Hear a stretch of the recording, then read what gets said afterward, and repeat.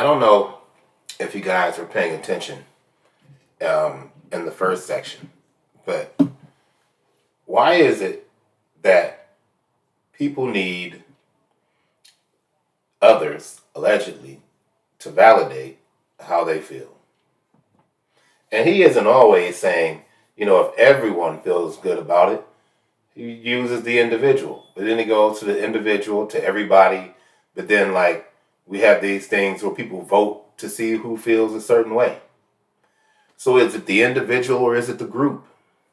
How big does the group have to be for a situation or an action have to be before it's considered ethical? How many people do you need on your side to determine that, especially as a group? Can the 40% make something ethical, even if the 60% says it's not ethical? Or then does it just boil down to the individual? See, you can't have everybody make every decision for you. And sometimes, nor are you capable of making a decision for yourself without investigating why others feel differently, or how you believe isn't true. You can't just rely on yourself. You should go to others and make sure, you get proper counseling on your actions or how you feel. But anyway, let's continue. I just wanted to make it, to break down the nuances of what makes something ethical. While we're at it, we're going to look at the word ethical. Ethical means relating to moral principles or the branch of knowledge dealing with these, meaning moral principles, right? Where's the knowledge that dictates what makes something ethical? Where's the branch of knowledge that does that? Or it's morally good or correct. Underneath that, it says right-minded, right thinking, principled, irreproachable. And then we have avoiding activities or organizations that do harm to people or the environment. And here we are where now all of a sudden ethical things can affect the environment. So it seems as if we're all kind of connected to a certain degree, where even certain actions can make a society less ethical than it once was. Because now we're talking about organizations and people, not just one person, but groups of people. Okay? So I got one more. How many people did it take to decide that they wanted to be able to use different bathrooms than the gender that they were born? How many people did it take before certain states decided that you have to go into the bathroom that you were born as? And then, how many people did it really take to vote on the issue and say, hey, people should be allowed to go into whatever bathroom that they identify as? What are the nuances of that situation?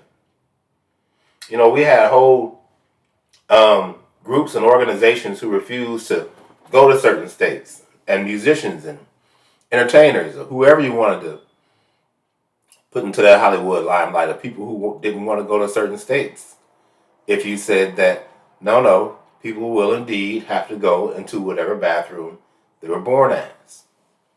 It's just something to think about and talk about when it comes to, is it really the masses of people who decide what's ethical, or is it small groups?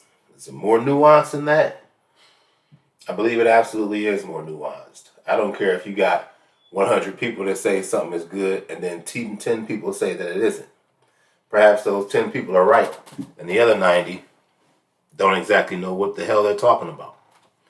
But, I'll leave that up for everyone out there. We'll have more discussions about this, I'm sure, as long as I'm out here talking. Now, there are, of course, problems. What happens if a particular action causes some people to feel good and other people to feel bad?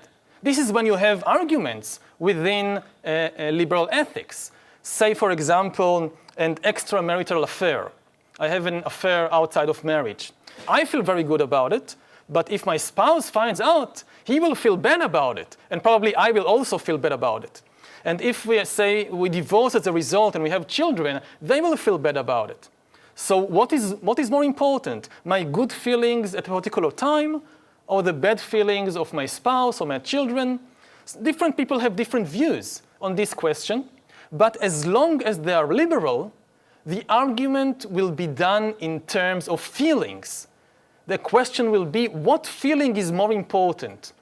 Even very religious people today understand this. And if you think about the terrorist attacks in France on the Charlie Hebdo, after the attack, all kinds of organizations, Muslim organizations and even non-Muslim organizations, began to say things like, but look, this newspaper, it was not doing something very wholesome because it was causing millions of devout Muslims around the world to feel bad. It didn't take into account their feelings. Now, it's very interesting that they use this argument because even those who try to say it's not good to draw a caricature of the Prophet Muhammad, they don't say it's not good because Allah forbade it or because it's wrong according to the Quran. They say it's not good because it hurts the feelings of people. He's playing word games with semantics and text. So they did indeed believe that it was hurting their feelings, but the only reason they allowed it to bother them / hurt their feelings is that Allah doesn't want you to make images of God and or make fun of the Muslim God at all. Because if you make fun of the Muslim God, they're going to come after you. Not they as a group, but they as individuals, meaning some individuals will, some people won't. Everybody don't have time to chase people around and, hurt them or call them names or whatever they're going to do to them because they made fun of Allah.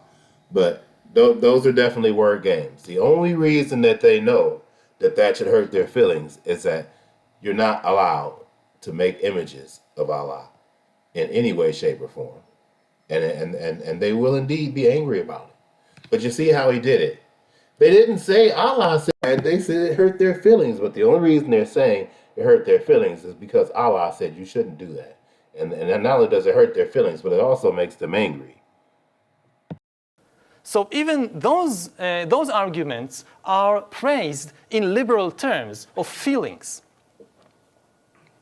And finally, just to give a last example, from the field of education.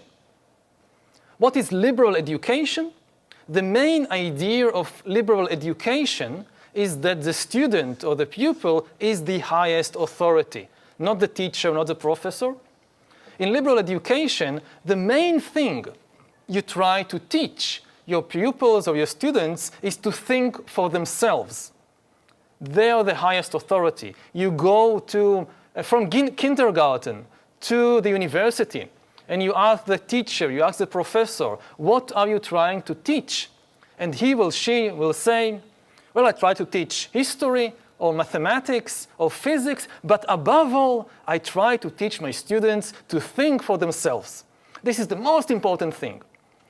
If he or she are liberal educators, it doesn't always work, of course. Not all the universities or schools manage to do it, but this is the general ideal accepted by all liberal institutions of education. I'm gonna help everybody read in between the lines here a little bit. What he's really saying is, you can ignore the facts if you want. Okay? A fact doesn't have to be a fact if you don't want it to be. So you just go ahead and ignore it, and you can think about all these subjects for yourself, if that's what you want to do. Ignore the truth whenever you want. I'm not even here saying that colleges and college professors tell the truth all the time. I don't believe that. But what I do believe is, if they're trying to teach you something, and you just want to ignore it, then your grade for that class won't be that great. If you're really just going to think about everything for yourself, outside the lines of what you've been taught and then take what you know to the exam, you're going to fail if your college is still grading.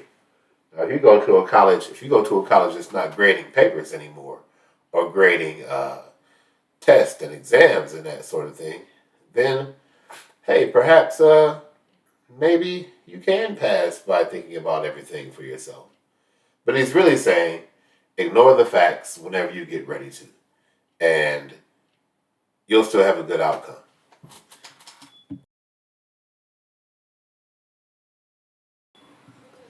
Some of the things I go over at times will overlap, but there is a woman here I want to talk about named Maria Montessori. She had a teaching method that relied more on guidance and training of the senses, more than rigid control of children's activities. More than rigid control over children's activity means forget the 3 R's. Remember, she's giving you guidance and training. We aren't talking about writing, arithmetic, or reading. All right? And so she went on and had some classrooms. And what she thought in her first classroom, that she created a climate in which her belief that a child's individual liberty would be violated if two children want the same material and are not left to settle the problem for themselves, or by forcibly removing a misbehaving child from a group. Montessori, much like Rudolf Steiner of Germany, taught that each child is already a perfectly developed human being and that through her educational process, the incarnating child can find his own place in the cosmos.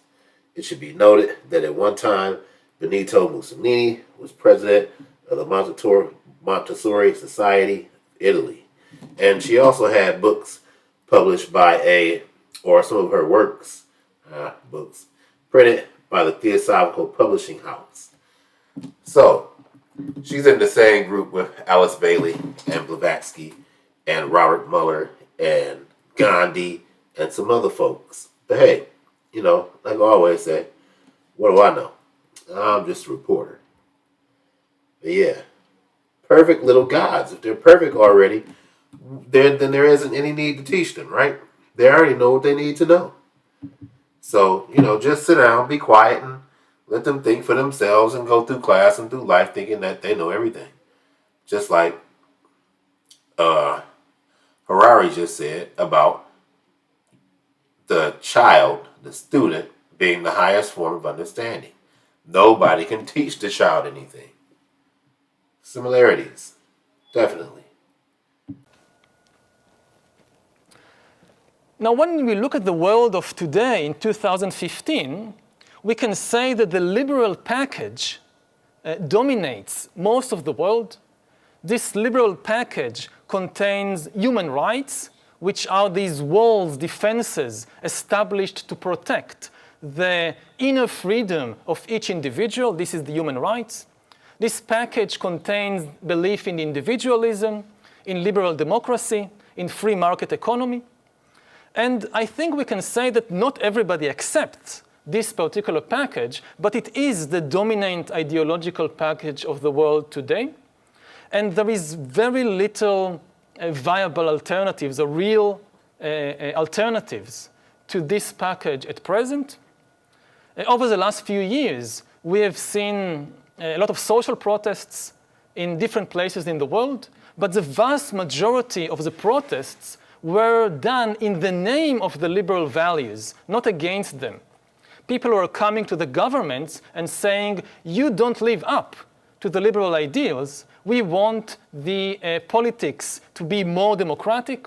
We want the economy to be more free.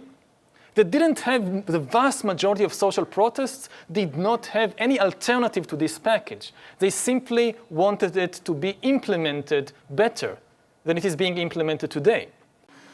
All right, for a change, I actually agree with Yuri. I do believe, for sure, you can see it all over the globe if you watch the news enough, that different countries do have people out in the streets protesting certain rules and laws and regulations of their own countries.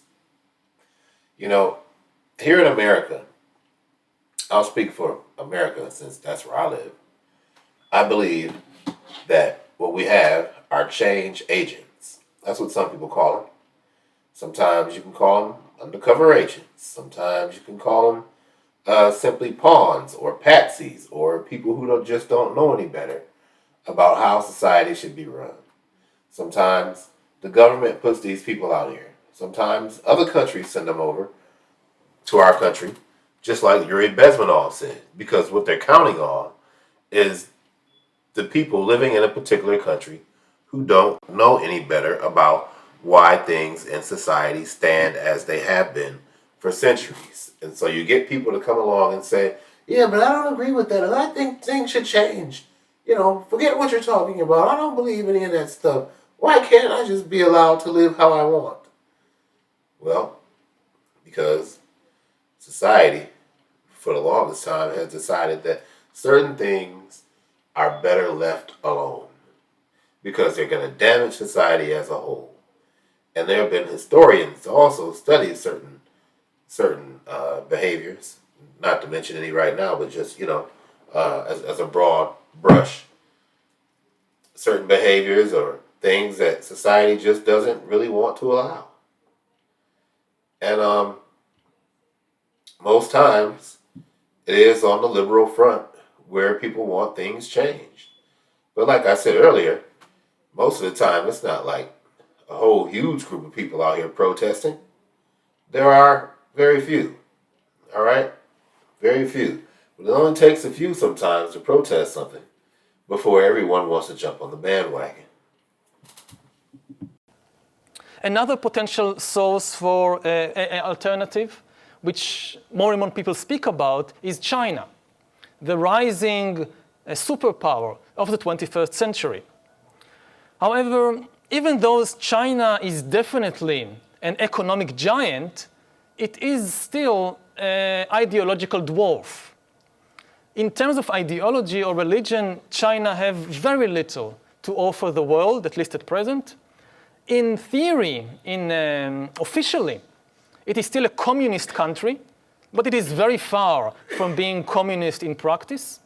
And it has no alternative idea to either its official communism or to the liberal package of how else to run human society in terms of values.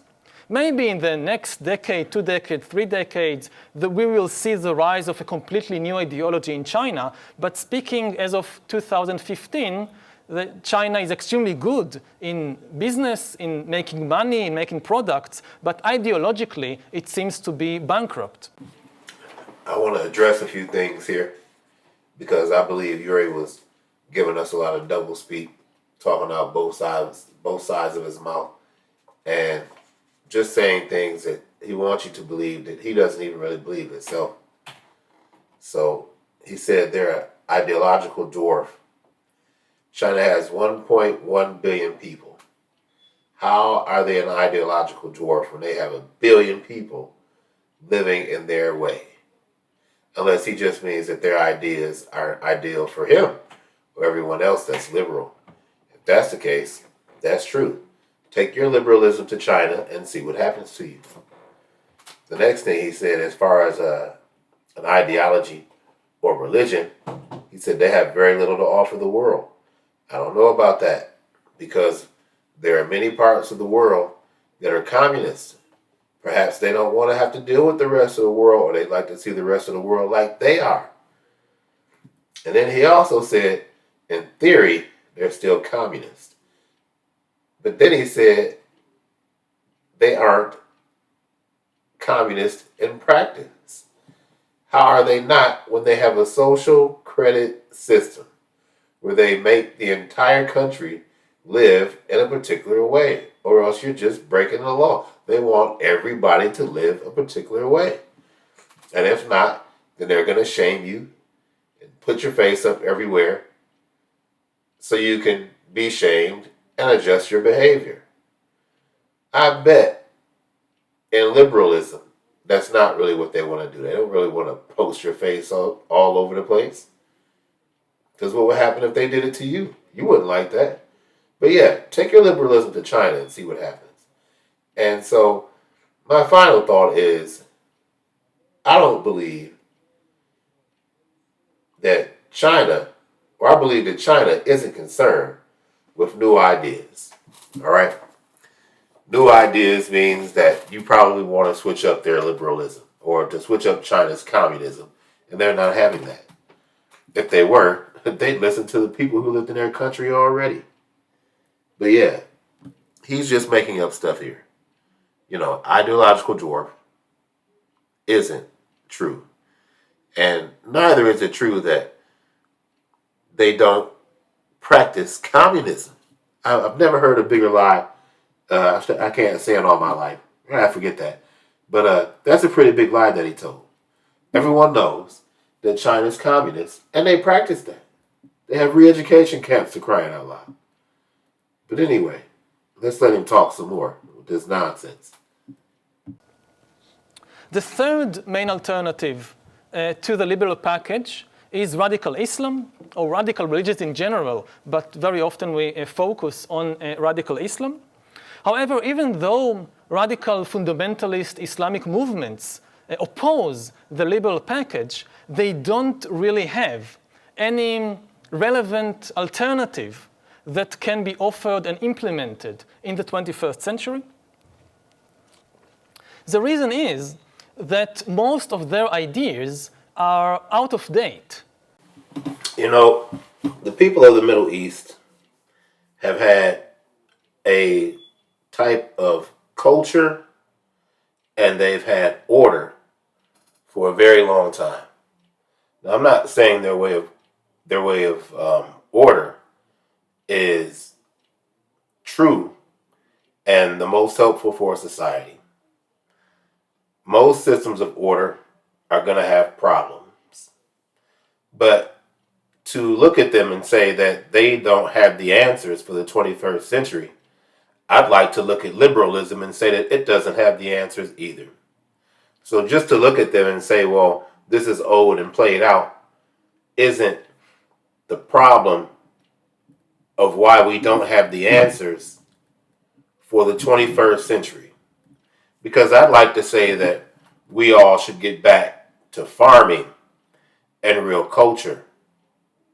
And that would lead us to sustainability for ourselves instead of looking at the government to help us. Because that's kind of what he's saying, is that technology is what we all should be relying on. Remember, he already said that the religions of the 21st century will be coming from Silicon Valley.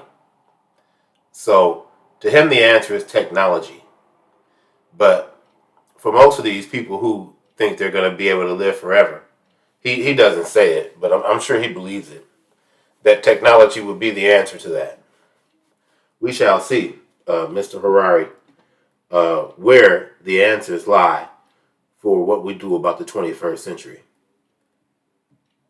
By centuries, by hundreds of years, the 21st century challenges humankind in new ways. We are facing enormous opportunities, enormous new opportunities, and enormous new dangers that we need to confront. And radical Islam has very little relevant things to say about these new challenges and new dangers. To give just a few examples, perhaps the most important question in 21st century economics is, what do we need people for in the economy? In a situation when it is likely that computers will be able to do more and more things better and better than Homo sapiens, this becomes a real question. For the first time in history, the most basic economic value of humans is being put in doubt. And nobody really has an idea how the job market would look like in 40 years or 50 years, and what humans will still be necessary for, or at least most humans, what will they do? If there is a young man or woman today, say 20 years old, going to college and asking himself or herself, what should I study today so that in 30 years I will have a good job?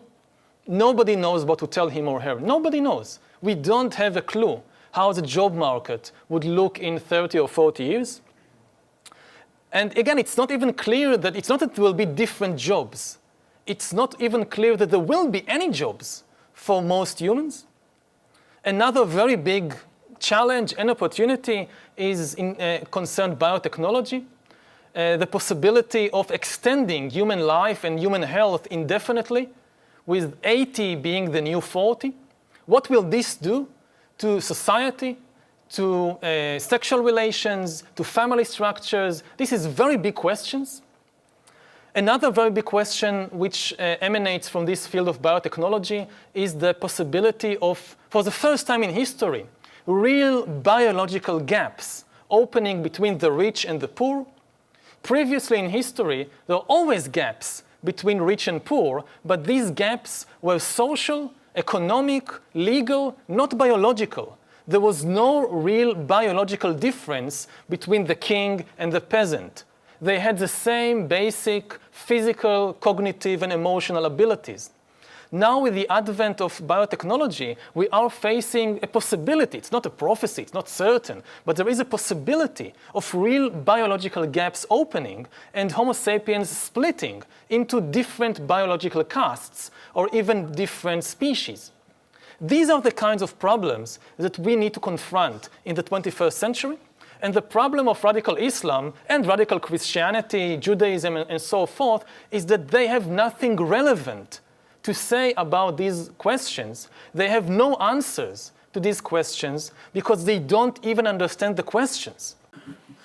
The problem is, Mr. Harari, is that you don't like the answers that the Holy Bible has given for the answers to your problems. And if you did like the answers that it gave, you would be looking more towards it than just looking towards all the religions and saying, well, none of them have the answers because we're moving into the future. And in the future, people just don't believe that stuff. Well, that's the problem. Just like I just said, people do believe that stuff. There are some people who believe, some people don't. You'll never be able to make everybody believe the same thing. So, if the answer to our problems, as you said in the beginning, are our feelings will rule the future or rule over the problems that society has, and why don't you speak more about your feelings about how we're going to fix these things, or our feelings, or we should all get together with our feelings right now and start fixing our problems or get ahead of the game and investigating these problems to see what our answers are going to be. But you didn't give that answer because you truly don't believe that your feelings are the answers to our problems, or you would be suggesting that right now, but you don't really believe that. So anyway, I'm going to let you continue. Oh, wait a minute. Before I do, there's an article titled, it's titled, Welcome to 2030. I think it's I have nothing, I own nothing, and life has never been better. And the reason I'm bringing that up is because he just got done talking about how there might not be any jobs for people in the future. Well, according to the World Economic Forum, that could possibly be true. In fact, the woman who wrote the article, she states that in the future, there are jobs, but you don't really have to work. Working is an option. Mr. Harari knows this, but he isn't saying it because he doesn't want people to understand exactly where he's coming from, because if they did, they would get up and walk out. And also in that article, it states that